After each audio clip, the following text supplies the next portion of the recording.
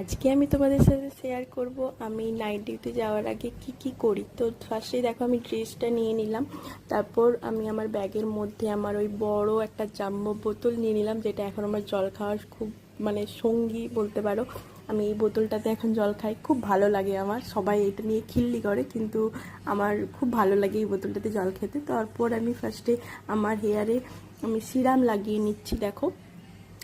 তো তারপর আমি স্কিন কেয়ার করব। এই স্কিন কেয়ারটা আমি মাঝে মাঝে স্কিপ করে যাই, খুব যখন গরম পড়ে তখন আমি করি না, কিন্তু এটা করা উচিত, এটা একদমই স্কিপ করা উচিত নয়। স্কিন কেয়ার সবসময় খুব জরুরি, কিন্তু আমার কেন জানি না খুব ল্যাদ লাগে, তারপর গরম লাগে, আমি ওই কারণে করি না। তো আজকে আমি করছি, মানে অনেক সময় এক আধ দিন বাদ যাই, খুব একটা বাদ দিই না, কারণ জানি এটা করা খুবই জরুরি।